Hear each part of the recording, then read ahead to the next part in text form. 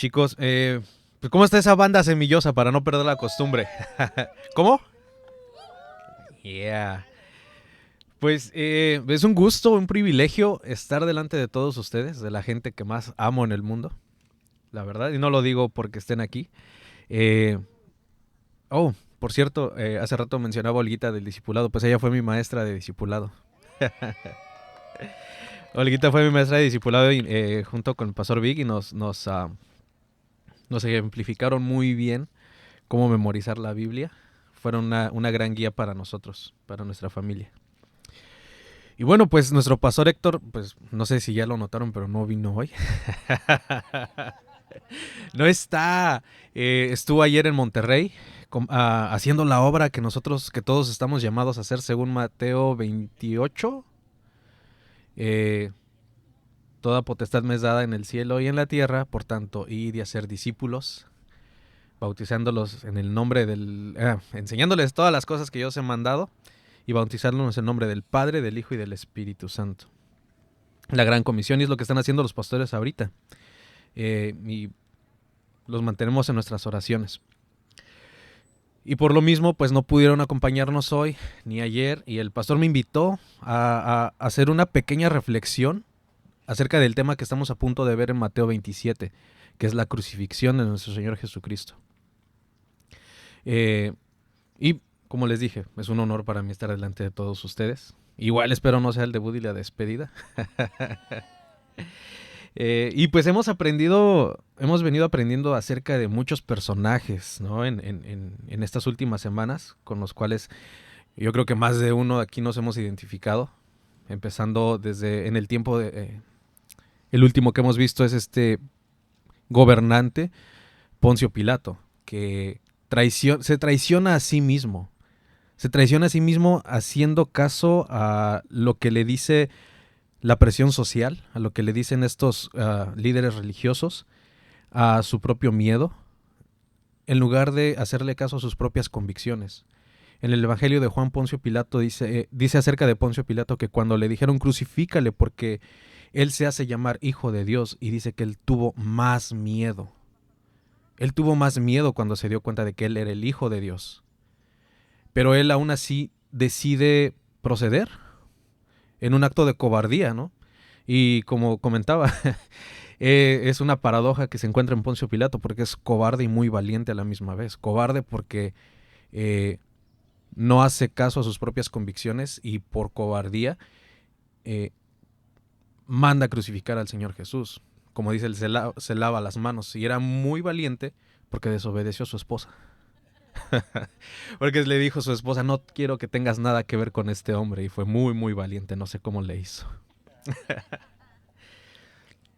Otro personaje que vemos es Judas. Bueno, antes de Judas vemos a Barrabás.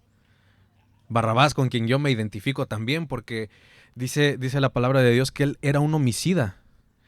Y si regresamos a Mateo, dice que aquel que llama a su hermano fatuo le cuenta como homicidio. Y yo he llamado a personas más que eso, honestamente. Entonces yo también cuento como homicida. ¿Y qué creen? El Señor tomó mi lugar y me cedió a mí la libertad, me dio libertad. En él encontramos libertad. Regresamos y seguimos en nuestro conteo de personajes, y tenemos a Judas, que en lugar de arrepentirse, en lugar de él venir a la única fuente de vida, al único lugar donde podemos encontrar perdón, él fue a la religión, autojustificándose a sí mismo, él queriendo pagar por sus mismos pecados. Él caminó con el Señor y él escuchó estas palabras de solamente en él hay salvación. Él lo supo y él quiso pagar por sus propios pecados. También tenemos a Pedro, que poco a poco pasa de ser un discípulo a un espectador, terminando en una situación donde nunca se imaginó llegar a estar. Y pues también yo me he encontrado en situaciones donde yo nunca pensé llegar a estar, y aún estando en el Evangelio. Este Simón Pedro, con el que más me identifico, es porque es un hombre arrebatado, un hombre que habla sin pensar, que no mide las consecuencias de lo que está diciendo, que se echa compromisos que ni siquiera sabe que si va a poder cumplir o no, y a la hora de la prueba nada más no da el ancho, ¿no? y por eso me identifico yo con él. Pero la porción que vamos a estudiar hoy, hemos venido, sí, aprendiendo de diversos personajes, pero estos personajes, igual como nosotros, no son el centro, el personaje principal, no son los protagonistas de estas historias. El protagonista es Jesús. Y hoy vamos a aprender un poco más de Jesús, estudiando el libro del profeta Isaías, capítulo 53. Yo creo que es un pasaje que la mayoría de nosotros conocemos. Lo citaba hace un rato Andreina. Y lo conocemos mucho porque es uno de los más citados en el Nuevo Testamento. Es el nombrado por algunos teólogos, por algunos letrados, como el Evangelio según Isaías. Hay alguien que llega a decir que esta porción es el primer evangelio que hubo, después sigue Mateo, Marcos, Lucas y Juan. Y hay quienes también dicen que es el principal pasaje de todo el Antiguo Testamento, porque es el cumplimiento de una promesa, el cumplimiento de nuestra salvación. Y vamos a estudiar una perspectiva desde el Antiguo Testamento acerca de la crucifixión de nuestro Señor Jesucristo. Entonces, abramos nuestras Biblias en el libro del profeta Isaías, comenzando en el capítulo 52, verso 13, porque en Isaías 53 comienza en el capítulo 52. Isaías, capítulo 52, verso 13, hasta el 53, verso 12. Y les voy a pedir si nos ponemos de pie.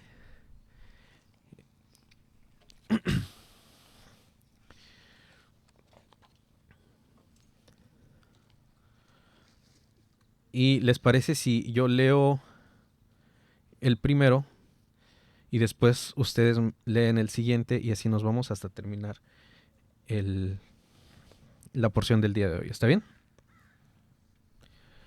52, versículo 13 dice: He aquí mi siervo será prosperado, será engrandecido y exaltado, y será puesto muy en alto. Como se asombraron de ti muchos, de tal manera que has desfigurado de los hombres su parecer, su hermosura más que la de los hijos de los hombres. Así asombrará a él a muchas naciones, los reyes cerrarán ante él la boca, porque verán lo que nunca les fue contado y entenderán lo que jamás habían oído. ¿Quién ha creído a nuestro anuncio y sobre quién se ha manifestado el brazo de Jehová? Subirá cual renuevo delante de él, como raíz de tierra seca. No hay parecer en él, ni hermosura. Le veremos, mas sin atractivo para que le deseemos. Despreciado y desechado entre los hombres, varón de dolores experimentado, llorando, y como que escondimos de él el rostro, fue menospreciado y no lo estimamos. Ciertamente llevó él nuestras enfermedades y sufrió nuestros dolores. Nosotros le tuvimos por azotado, por herido de Dios y abatido. Mas él herido fue por nuestras rebeliones, molido por nuestros pecados. El castigo de nuestra paz fue sobre él, y por su llaga fuimos nosotros curados. Todos nosotros nos descarriamos como ovejas, cada cual se apartó por su camino, mas el Señor cargó en él el pecado de todos nosotros. Anunciado era afligido, no abrió su boca, como cordero fue llevado al matadero, y como oveja delante de sus trasquiladores, enmudeció y no abrió su boca. Por cárcel y por juicio fue quitado, y su generación, ¿quién la contará? Porque fue cortado de la tierra de los vivientes, y por la rebelión de mi pueblo fue herido. Y se dispuso con los impíos su sepultura, mas con los ricos fue su muerte, aunque nunca hizo maldad ni hubo daño en su boca. Con todo eso, el Señor quiso quebrantarlo, sujetándole a padecimiento. Cuando haya puesto su vida en expiación por el pecado, verá el linaje, vivirá por largos días, y la voluntad del Señor será en su mano prosperada. Verá el fruto de la aflicción de su alma, y quedará satisfecho en su conocimiento, vivificará mi siervo junto a muchos, y llevará las dignidades de ellos. Por tanto, yo le daré parte con los grandes, y con los fuertes repartirá despojos, por cuanto derramó su vida hasta la muerte, y fue contado con los pecadores, habiendo él llevado el pecado de muchos y orado por los transgresores.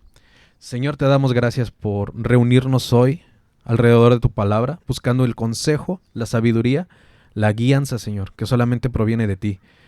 Ayúdanos a permanecer en tu palabra. No nos apartes de ella, Señor. No permitas que nos apartamos de ella, más bien dicho. Ayúdanos a ser confrontados, transformados, Señor, por ella, viéndonos nosotros mismos reflejados, Señor, en ella, analizándonos a nosotros, comparándonos con tus estatutos, Señor. Permítenos ser confrontados, consolados y transformados por tu palabra. Oramos en el nombre de Jesús. Amén. Y el título de nuestra enseñanza del día de hoy es El siervo sufriente. Perdón, ya se pueden sentar. Disculpen. Y sí, el siervo sufriente, porque es así como se le conoce esta porción.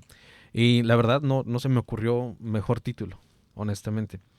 Y mi bosquejo es de El siervo sufriente y sus atributos, capítulo 52, verso 13 al 53, verso 3. La causa de su sufrimiento, 53 del 4 al 6. Su defensa, 53 del 7 al 9. La recompensa por su sufrimiento, 53 al 10.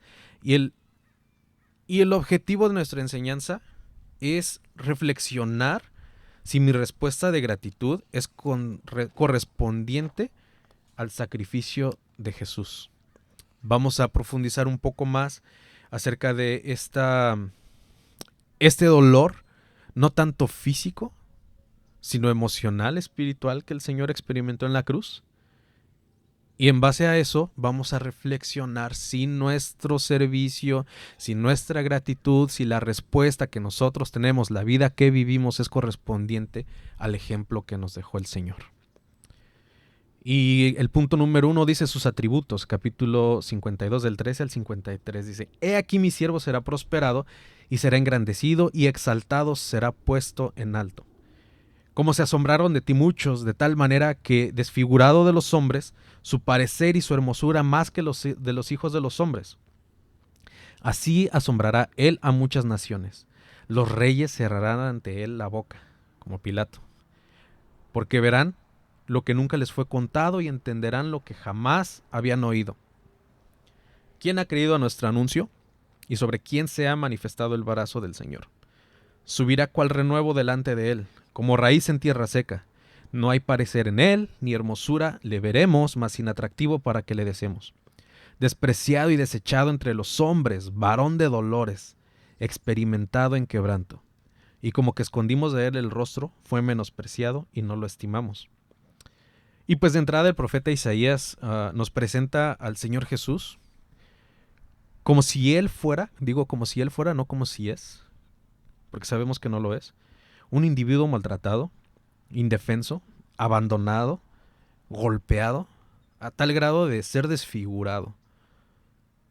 Y es muy contrario a lo que el mundo actual y el mundo de la época de Jesús esperaba en un libertador. Y me pone a reflexionar mucho acerca de estos últimos tiempos, que estamos viviendo tiempos de elecciones, ¿no? Hubo elecciones en México, la política está muy caliente, por decirlo de alguna forma, en estos tiempos. Y veo con mucha tristeza, honestamente, que la iglesia está buscando un salvador en figuras políticas. Buscan a un redentor en figuras políticas. Buscan a este hombre que pueda venir y acabar con las cosas que se oponen en contra de la voluntad de Dios, hablando de lo que estamos muy en contra, pero muy poco hablando de lo que estamos a favor.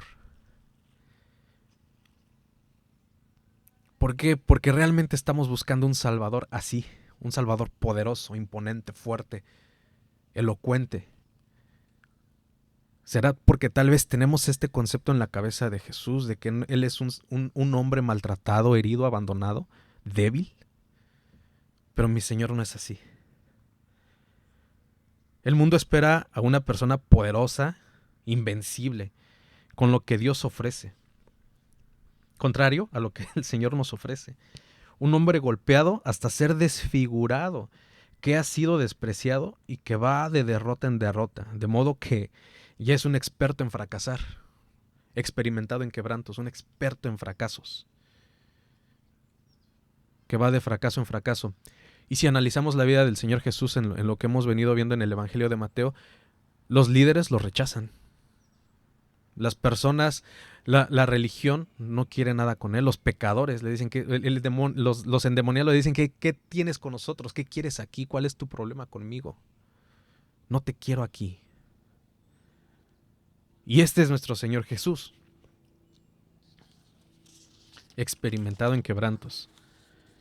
El mundo espera a alguien que llame la atención por su carisma, su liderazgo, su influencia, en contrario a alguien sin atractivo y hasta indeseable, si me permiten decir. ¿Quién quiere una persona golpeada? ¿Quién quiere una persona, no sé, lisiada, inválido, enfermo? No es lo que esperamos supuestamente, ¿no? Pero es lo que el Señor nos muestra. El mundo espera a alguien con la fortaleza de un roble, con raíces profundas, que no se puede mover. Pero el Señor nos presenta un renuevo. Un renuevo es un retoñito. Si nosotros cortamos un árbol del tronco comienzan a salir unas pequeñas ramitas. Un retoñito, ese es un renuevo. El hombre quiere poner su confianza en un árbol fuerte, pero el Señor nos presenta un renuevo. Una raíz en tierra seca. ¿Quién ha visto una raíz en tierra seca? La tierra seca o está muy apretada o está muy suelta. Y no hay forma de que una raíz prospere en la tierra seca. Y tener una cosmovisión temporal, poniendo los ojos en las cosas de este mundo, honestamente nos puede llevar a despreciar al Señor. Si nosotros creemos que el problema del mundo es esto, o el otro o aquello, podemos esperar un Salvador terrenal. Pero el problema del ser humano es el pecado. Y el Señor no nos ofrece una solución a los problemas temporales. Él nos ofrece una solución a los problemas eternos. Y es lo que vamos a ver a través del libro de Isaías y es lo que hemos estado viendo a través del libro de Mateo.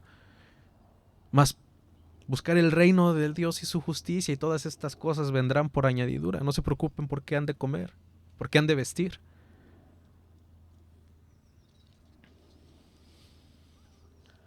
Los líderes de la época no pudieron contra él. No pudieron encontrar ni siquiera alguna falta en él. Y tuvieron que traer testigos falsos. Lo que nos dice hace un rato, los reyes quedarán mudos ante él. ¿Por qué? Porque no tiene nada de qué acusarle. Sí, con todas sus debilidades, pero no encontraron defecto en él. Como este cordero que era el cordero del sacrificio, que tuvo que ser analizado y no se encontró ninguna falla en él. Un cordero perfecto. Pilato no pudo condenarle por su convicción propia y cedió a la presión pública. ¿Cuántas veces no hemos visto a líderes religiosos comprometidos y en problemas por apoyar a ciertos líderes políticos, ¿no? Lo hemos visto. Y nosotros podemos caer en el mismo error. Pero bueno, sigamos al siguiente punto. El siervo sufriente y la causa de su sufrimiento. Versos 4 al 6. Ciertamente llevó él nuestras enfermedades y sufrió nuestros dolores. Y nosotros le tuvimos por azotado, por herido de Dios y abatido. Mas él herido fue por nuestras rebeliones, molido por nuestros pecados. El castigo de nuestra paz fue sobre él, y por su llaga fuimos nosotros curados. Todos nosotros nos descarriamos como ovejas, cada cual se apartó por su camino. Mas el Señor, Jehová, cargó en él el pecado de todos nosotros. Cuando observaba el texto, lo observé en diferentes traducciones, y me gustó mucho cómo lo pone la Nueva Traducción Viviente, que dice: sin embargo, fueron nuestras debilidades las que él cargó, fueron nuestros dolores los que lo agobiaron. Y pensamos o nos confundimos que sus dificultades eran castigo de Dios, un castigo por sus propios pecados. Pero él fue traspasado por nuestras rebeliones y aplastado por nuestros pecados. Fue golpeado para que nosotros tuviéramos paz. Fue azotado para que pudiéramos ser sanados. Todos nosotros nos hemos extraviado como ovejas. Hemos dejado los caminos de Dios para seguir los nuestros. Sin embargo, el Señor puso sobre él los pecados de todos nosotros. Lo cual me lleva a pensar que, si bien Jesús fue juzgado por su identidad, y a causa de este juicio injusto fue crucificado, no fueron los líderes religiosos ni los gobernantes los que le dieron muerte, sino que fueron un instrumento del juicio de Dios en contra del Hijo del Hombre, así como fue Nabucodonosor para juzgar a Israel. Estos gobernantes no fueron los que mataron al Señor. De hecho, nadie lo mató, él entregó su propia vida, porque según Juan 10, 17 al 18 nos dice: por esto me ama el Padre, porque yo pongo mi vida para volverla a tomar, y nadie me la quita, sino que yo de mí mismo la pongo. Tengo poder para ponerla y también tengo el poder para volverla a tomar. Y este mandamiento recibí de mi Padre. Sí, el Señor se ofreció a sí mismo voluntariamente, pero porque fue un mandato del Padre. Porque de repente yo me llego a pensar, bueno, yo soy el centro del universo, porque mira, el Señor vino a salvarme, a rescatarme a mí, mírame, yo soy el centro, ¿no? Y recordaba yo lo que una vez platicando con el pastor Héctor nos dice, hay dos clases de seguidores de Jesús o de cristianos, por decirlo de alguna forma, ¿no? El discípulo, que es más parecido a un perrito, y el espectador, que es más parecido a un gato. Porque dice el espectador, bueno, Él me rescató, Él me alimenta, Él me salvó, Él me cuida, pues yo soy el amo, dice el gato. Pero el perrito dice, Él me rescató, Él me salvó, Él me alimenta, Él me cuida, Él es el amo. Y de repente yo puedo llegar a pensar, porque nos dice esta porción, nosotros le tuvimos por azotado. Me encanta, le digo, como les comento, me encanta cómo lo pone la Nueva Traducción Viviente, dice, y pensamos que sus dificultades eran un castigo de Dios. O sea, no podemos ni siquiera reconocer que nosotros fuimos la causa de ese sacrificio. Sus dificultades, pensamos que sus dificultades fueron castigo de Dios, pero Él fue traspasado por nuestras rebeliones. Fue mi culpa. Fui yo. Fui yo el que causó la muerte del Señor. Pero el Señor Jesús estaba obedeciendo la orden del Padre. El castigo que recibió Cristo fue el castigo que yo merecía por todas mis transgresiones. Y mientras oraba, ayer haciendo mi devocional, le daba gracias a Dios por haberme llamado a conocerle y por pasar, según yo, por alto mis faltas y recibirme como un hijo. Pero era una oración equivocada. Dios no pasó por alto mis faltas, ni las faltas de ninguno de nosotros. Él las tomó y las cargó en su Hijo, y Él fue el que pagó mis faltas. Él fue el castigado. No sé si a ustedes les pasó, o si a ustedes les ha pasado cuando yo era niño, pues todos tenemos nuestros primitos y vamos a jugar a la casa de los primitos. Y se siente muy incómodo, ¿no? Cuando yo rompo algo y el regañado es mi primito. Mi tío viene y regaña a mi primo cuando yo fui el que rompí las cosas, pero mi tío no me regaña a mí. Mi tío va y regaña a mi primito. Se siente incómodo, se siente feo. Y es lo que pasa. Nosotros rompimos los platos. El castigado fue el Señor. Y aquí surge la primera pregunta. ¿Cuál es mi reacción ante tan grande muestra de amor? Otra vez, el Señor me quita, si somos honestos y hacemos un inventario de todas las faltas que hemos cometido y el castigo que éstas merecen, el regalo del Señor se vuelve invaluable. Si yo tuviera que pagar por mis propias faltas, y lo pongo en lo cuantifico, con nada yo podría pagar, pero el Señor pagó por mí. Entonces, ¿cuál es mi reacción ante tan grande muestra de amor? O dicho de otra manera, ¿realmente vivo una vida de gratitud correspondiente a tan grande regalo de misericordia, gracia y amor? Y me gustaría decir que sí.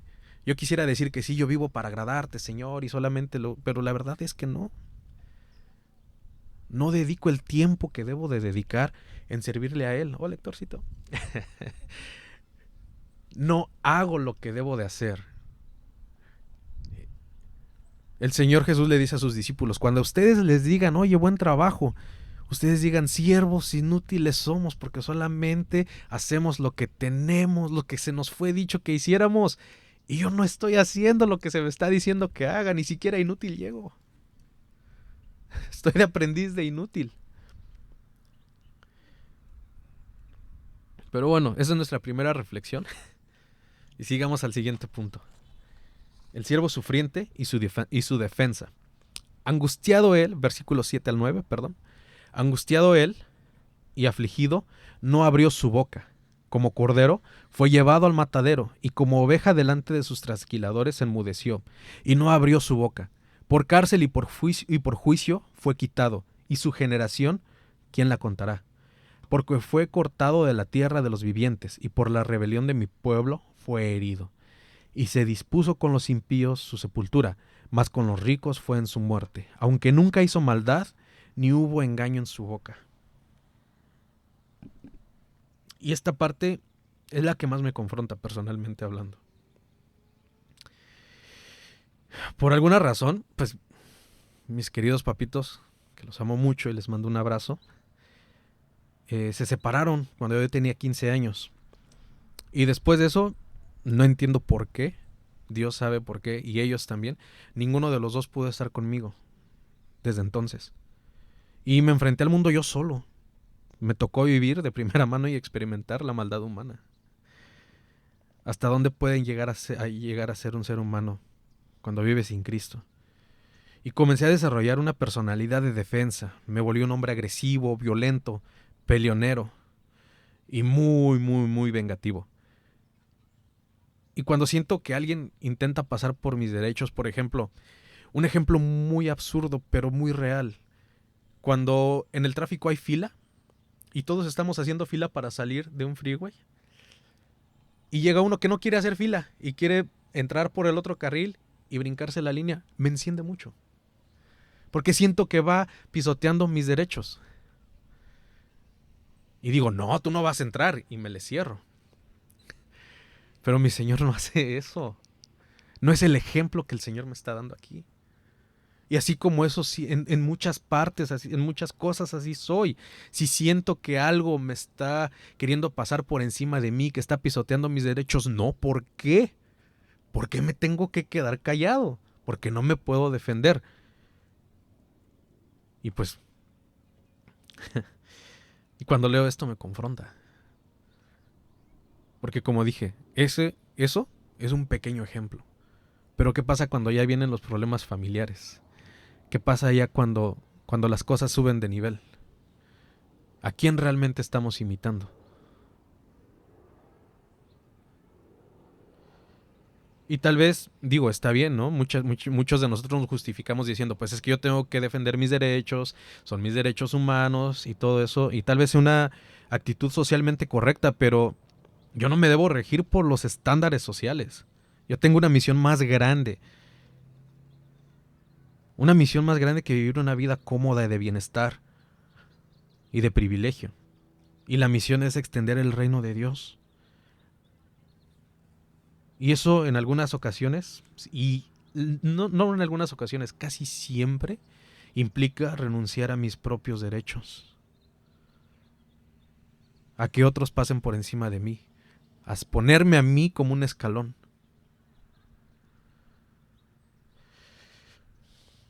Y bueno, ¿cómo es que surge esta idea, no? O sea, ¿por qué me estás diciendo que yo tengo que quedarme callado?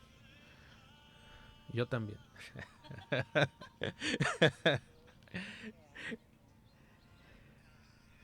Amén. Bien. ¿De dónde surge esta idea de que tengo que renunciar a mis derechos? ¿Quién lo dice? Bueno, pues el mismo Señor nos lo dice, ¿no? A través del apóstol Pablo en Filipenses 2, del 5 al 8, que es una de mis porciones favoritas, de hecho. Se los voy a leer para no errar. Creo que me lo sé, pero mejor lo leemos. Haya pues en ustedes este sentir que hubo también en Cristo Jesús, el cual siendo en forma de Dios, no estimó el ser igual a Dios como cosa que aferrarse, sino que se despojó a sí mismo, tomando forma de siervo, hecho semejante a los hombres, y estando en la condición de hombre se humilló a sí mismo, haciéndose obediente hasta la muerte y muerte de cruz. Y continúa. Me gusta cómo termina hasta el 11, pero vamos a dejarlo aquí, el resto lo vamos a ver después. Y esto me llama, y como les dije desde hace un rato, me confronta. ¿Por qué? Porque pasa, ¿no? Pasa. Perdón, mi amorcito, te voy a aventar debajo del camión. Te voy a balconear. Pero de repente pasa que estamos recibiendo una acusación falsa de parte de nuestro cónyuge, ¿no? De nuestro esposo, de nuestra esposa. Llega a pasar. ¿Y cuál es nuestra actitud? ¿Cuál es mi actitud de defensa? ¿Por qué no me puedo quedar callado? Mi niña dice amén. ¿Por qué no me puedo quedar callado? ¿Por qué tengo que pelear de regreso? ¿Por qué en lugar de por qué busco que se respeten mis derechos en lugar de procurar la paz? ¿Por qué no soy imitador del Señor? Realmente, vuelvo a lo mismo, ¿mi reacción ante su ejemplo es correspondiente a la vida que estoy llevando? No sé si tiene sentido lo que estoy diciendo. ¿Realmente estoy reaccionando como el Señor me está ejemplificando? Y me encantó lo que leyó mi esposa hoy. El Señor me dice, así como yo. Él nos pone un ejemplo para que le admiremos. Yo creo que Él nos pone un ejemplo para que le sigamos. Vamos al último punto. Punto número 4, la recompensa por su sufrimiento. Y están en el capítulo 53 del 10 al 12. Con todo esto el Señor quiso quebrantarlo, sujetándole a padecimiento. Cuando haya puesto su vida en expiación por el pecado, verá linaje. Vivirá por largos días y la voluntad del Señor será en su mano prosperada. Me llama mucho la atención cómo comienza el versículo 10, que dice, con todo esto, ¿cuál esto? Su humildad, su honestidad, su bondad. Dicho de otra manera, según Gálatas 5:22, que nos dice, más el fruto del Espíritu es... Yo creo que todos nos lo sabemos, ¿no? A ver, más el fruto del Espíritu es amor, gozo, paz, paciencia, benignidad, bondad, fe, mansedumbre y templanza. Y esto el Señor lo ejemplificó. Y es muy bonito y es difícil, déjenmelo ponerlo así, es difícil ejemplificarlo aquí. Tan solo aquí, cuando el hermanito ya no te saludó, pues ya te sientes, ¿no? y cuando estás sirviendo y de momento quien está responsable del área donde estás sirviendo ya te habló mal y pues ya te sientes, ¿no? O de repente ya vengo tarde y no vengo saludando a nadie. Y esto pasa, es difícil, imagínense, si es difícil vivirlo aquí, ¿cuánto más será vivirlo delante de los que nos están castigando, por decirlo de alguna forma? Y el Señor Jesús lo ejemplificó. Él lo hizo delante, como oveja como cordero fue llevado al matadero y como oveja enmudeció delante de sus trasquiladores.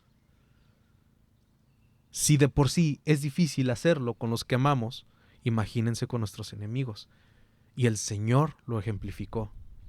El Señor Jesús no dijo ninguna sola palabra. El versículo 8 se habla de que murió sin descendencia. Bueno, antes de ir al versículo 8 termina. Me encanta cómo termina. Vivirá por largos días y la voluntad del Señor será en su mano prosperada. No, ahí no dice. Sí. Termina diciendo que Él intercede por sus transgresores. Él intercede por sus transgresores. Es el ejemplo que el Señor nos está dando, ¿no? Volviendo al ejemplo de donde el problema más grande que creo que los hombres tenemos, que es a la hora de manejar, ¿no? Es donde sale realmente quiénes somos. ¿Y qué hacemos? Los ofendemos, ¿no? Yo soy muy ofensivo, perdón. Tengo que confesarlo, no puedo ocultar nada, y menos aquí delante de todos ustedes. Que yo creo que también si escuchara yo ciertas historias también salgo corriendo, ¿no?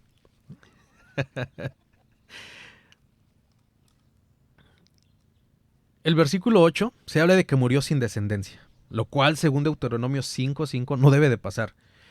Deuteronomio 5 dice que si alguno muriere sin dejar descendencia, la mujer pasa a casarse con el hermano, para que el nombre de este hombre no sea borrado de la tierra. De hecho, básicamente morir sin descendencia era una señal de deshonra según la tradición judía. Y es el versículo que usan los saduceos que no creían en la resurrección para tentar al Señor Jesús, cuando le dijeron, bueno, había un hombre que tenía 5 hermanos y murió sin descendencia y murió y en la resurrección ¿de quién será? Bueno, y dice, erran porque no conocen las escrituras, pero de eso no vamos a hablar hoy. De lo que estamos hablando es de que, según dice que él murió sin descendencia, pero el verso 10 nos dice, cuando haya puesto su vida en expiación por el pecado, verá linaje y vivirá por largos días y la voluntad del Señor en su mano será prosperada. Y esto del linaje me hizo recordar a Juan, capítulo 1, versículos del 11 al 13, que dice, a los suyos vino, a lo suyo vino, y los suyos no le recibieron, más a los que le recibieron se les dio la potestad o el derecho legal de ser hechos hijos de Dios, los cuales no son engendrados por voluntad de sangre, no son engendrados de sangre, ni por voluntad de carne, ni por voluntad de varón, sino de Dios. Este linaje que no es de la sangre, este linaje que es eterno, este linaje que no es temporal, que perdurará para siempre. Es la recompensa que recibe el siervo sufriente por su sacrificio. Versículo 11 nos dice, verá el fruto de la aflicción de su alma y quedará satisfecho por su conocimiento. Justificará mi siervo justo a muchos y llevará las iniquidades de ellos. Por tanto, yo le daré parte con los grandes y con los fuertes repartirá despojos. Por cuanto derramó su vida hasta la muerte, y fue contado con los pecadores, habiendo él llevado el pecado de muchos y orado por los transgresores. Jesucristo se nos presenta así como un siervo sufriente, pero no es un esclavo derrotado. ¿Por qué? Porque él resucitó, ¿no es cierto? Su vida, su muerte y su resurrección, creo yo, y no lo dice la Biblia, esto es algo que yo muy personalmente creo, son las tres columnas vertebrales de nuestra salvación. Su vida, porque nos ejemplificó y demostró con su vida que Él es el Hijo de Dios. Su muerte, que es el sacrificio que a mí me salvó. Y su resurrección que confirma quién realmente es. ¿Estamos de acuerdo?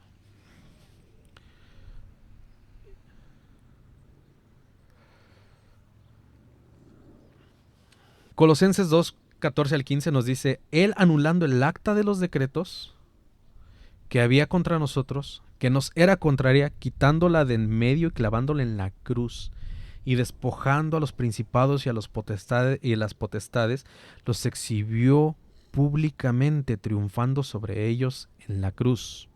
Él triunfó. No es un esclavo derrotado, sí es siervo sufriente, pero también es un soldado vencedor. Él ahora reina y recibe toda la gloria y toda la honra. Y retomando Filipenses, que habíamos leído hace un rato, dice en el verso 11 al 12, ¿por qué no lo leemos desde el 5? Dice, hay en todos ustedes el mismo sentir que también hubo en Cristo Jesús, el cual siendo en forma de Dios no estimó el ser igual a Dios como cosa que aferrarse, sino que se despojó a sí mismo tomando forma de siervo, hecho semejante a los hombres. Y estando en la condición de hombre, se humilló a sí mismo, haciéndose obediente hasta la muerte, y muerte de cruz. Por lo cual, Dios también le exaltó hasta lo sumo, y le dio un nombre que es sobre todo nombre, para que en el nombre de Jesús se doble toda rodilla, de los que están en los cielos y en la tierra y debajo de la tierra, y toda lengua confiese que Jesucristo es el Señor, para la gloria de Dios Padre. Gracias, Señor, te damos por haber dado tu vida por nosotros. Te pedimos que nos ayudes a corresponder en amor, Señor, en obediencia, en servicio a ti, a tan grande muestra de amor, Señor. Nosotros te amamos porque tú nos amaste primero, nosotros tenemos vida porque tú nos la diste, Señor. Tú eres el único que puede darnos vida. Transforma eso que nosotros llamamos vida, Señor, y ayúdanos a vivir la vida que tú quieres que vivamos, Dios. Ayúdanos a imitarte, Señor. Ayúdanos a imitarte en el sufrimiento, Señor, con tal de que tu reino sea extendido aquí en la tierra, Dios, y hacer la voluntad del Padre. Oramos en el nombre de Jesús. Amén.